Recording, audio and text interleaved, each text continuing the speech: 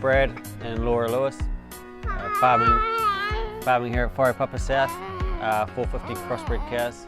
Yeah, this is our third season here now, and particularly the first two, but even this spring was extremely wet. So our effluent, we had a little sand trap going into a sump, which would turn on every milking. When it was wet, we'd pump from that sump round to an old pond that was from an old cow shed on this farm. Just with a little sand trap, the irrigator blocking up from time to time and having to probably clean that out twice a week. And then pumping back from the old, I guess, clay-lined pond was a little bit of a challenge as well. And it was being a sump and turning on twice a day, like it needed daily shifts. So when I guess things went wrong, we came under pressure. That was challenging, and you know, when the nozzles blocked and things like that, that probably added a bit more time. During the winter, we'd just pump round to the old ponds, or if it was really dry, you know, we could pump to the paddock and that, but it didn't give much flexibility. So what we did this spring, we got Archways in and put in a Feedpad. With that, we did a silage bunker behind us here and put a weeping wall in and a new pond. And we probably pumped to the paddock more than we should have. We put in a weeping wall and plastic lined pond. Yeah, seems to be going right. And the weeping wall has no moving parts really, so it can't crack. Yeah, there's no taps. Like Matt designed it, he shot all the levels and assured me it would all work. It's completely stress-free really. With the lined pond, we didn't want it filling up with solids and then having the challenge of trying to stir it or get a digger in there and not damaging it.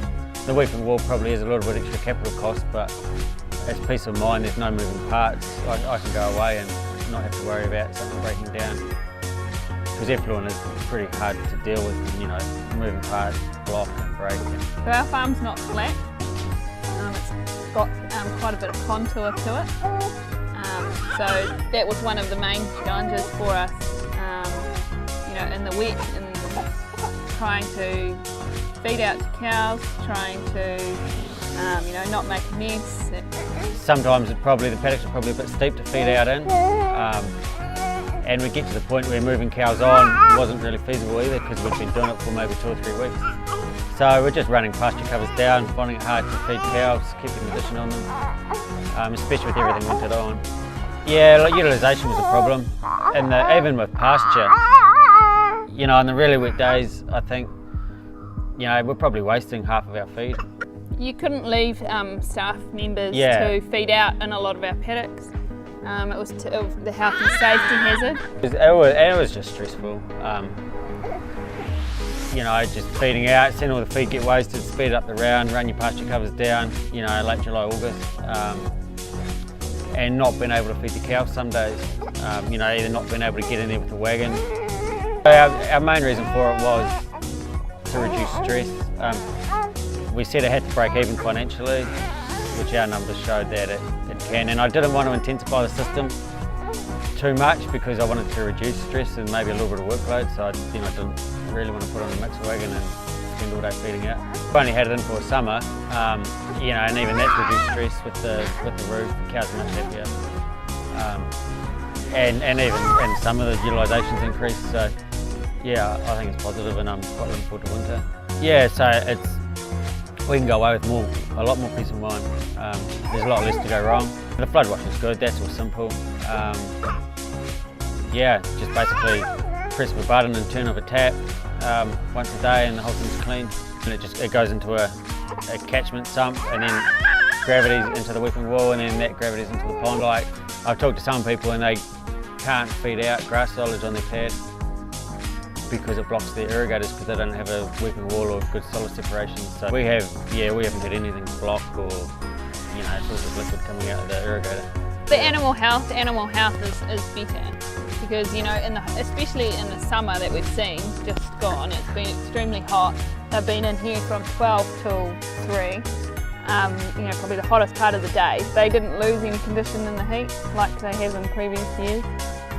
Because I don't believe they have anywhere near as much heat stress. We decided to go with Archways based on, we thought that your quality would be a lot better, and we like the design of, you know, and you could do the whole job. You know, the pad, the weeping wall. Specialising as well. Some builders were sort of trying to design the wheel as they went, and with, I guess, just doing this and solely this and knowing the little details that probably you need to get right to fit it all together. Yeah, that assured us a lot. Well, Matt's initial design and layout and ideas were we liked, but the specifications around, you know, the concrete quality and we sort of and the concrete depth and reinforcing we liked. Like nothing was skimped. We knew the quality would be good at the end of the day, and the people we'd talked to that had worked with Matt and Amanda previous, they all said good things, so that gave us peace of mind. Everything happened on time. Everything was very was organised. Yeah, on time, on budget. Organised, turned up when you were told when you were going to turn up. Yeah. Which is always good when you're 9 months pregnant. He was born a week after the last concrete truck.